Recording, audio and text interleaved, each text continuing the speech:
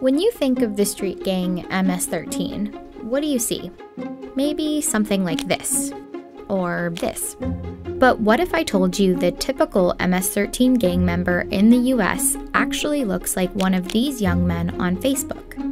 They're around 18 years old. They like selfies and memes about the Joker. And the young men in these photos have all been charged with or convicted of horrific crimes. The MS-13. Kidnapped, shot, and burned in his car by MS-13 gang members. The gang has committed 27 murders. Taking advantage of illegal immigrants. Machetes? That's their favorite weapon of choice. MS-13 has become notorious for committing some brutal crimes.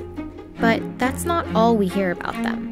MS-13 takes advantage of glaring loopholes in our immigration laws. Pouring into the country. Violated our borders. Open borders. Let MS-13 all over our country. Not with me. We're taking them out by the thousands.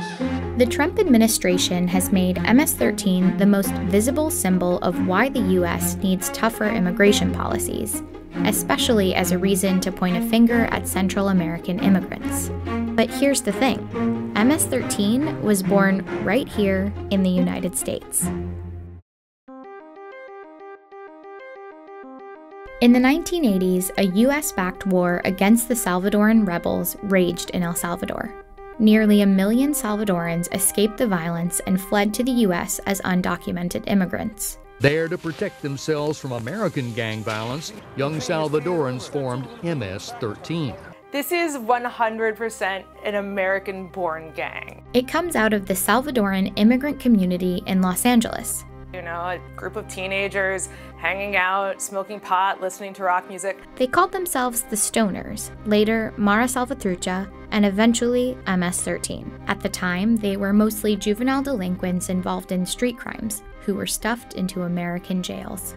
Eventually, in the 90s and early 2000s, the U.S. sent large numbers of convicted immigrants back to El Salvador. Today, 103 dangerous individuals are off the streets and will no longer be a threat to those communities or in the United States. But the strategy of deporting the MS-13 problem didn't quite succeed. To one of the most violent street gangs in the country, the gang is known as Mara Salvatrucha. What the FBI is now calling the most dangerous gang in America. Violent criminals who represent a more immediate threat to Americans here at home than terrorists. MS-13 members eventually set up cliques on the east coast of the U.S., concentrated in the suburbs of Boston, D.C., and Long Island. I've been reporting on Long Island for a year, and the MS-13 that I'm seeing on the ground there has almost nothing in common with the MS-13 as portrayed by the government. For one, the Trump administration presents MS-13 as a drug cartel. To the drug smugglers and the vile criminal cartels like MS-13. But that's not really the case. MS-13 is not really involved with the international drug trade. The MS-13 members that I've been following are working after-school jobs. They're living with their parents. They get around Long Island on bicycles because they can't afford cars. It's not the kind of gang that you really get any money from.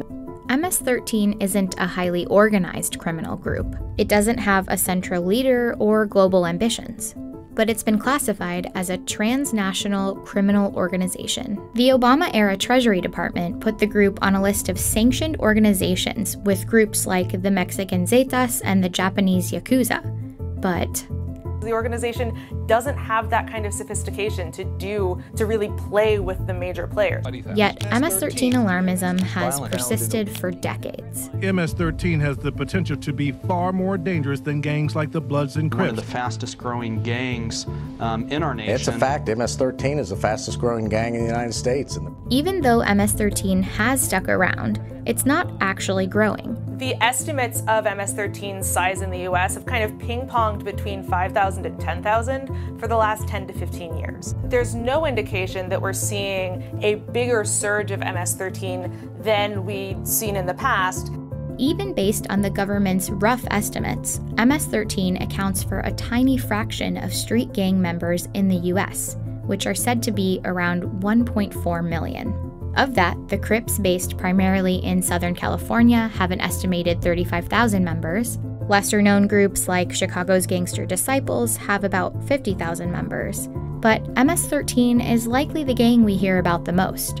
Now, with Central American immigrants seeking asylum at the U.S. border, the Trump administration has raised a new concern about MS-13 posing as fake families.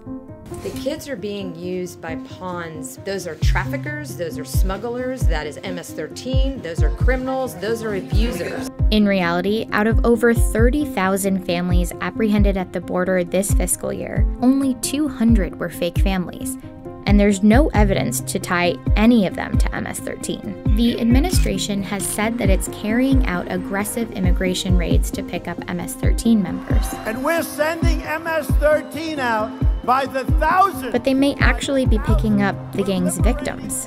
The targets of MS-13's violence are the exact same Salvadoran American immigrants who are the targets of MS-13's recruitment. It can be hard to tell who's really in the gang and who's just adopting gang style. Kids in high school will wear Chicago Bulls t-shirts or will wear Nike Cortez sneakers. And that is a sign of the gang, but it's also just a sign of a high school kid trying to look tough. It's the same thing you saw in the 90s. You saw kids who would have like a blue bandana to try to act like Snoop Dogg, but that didn't mean that they were Crips.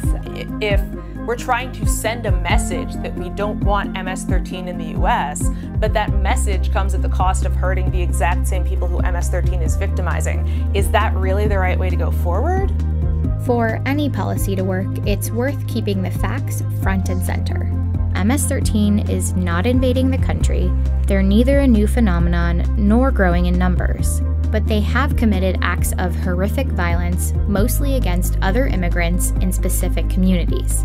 And that is still an American problem.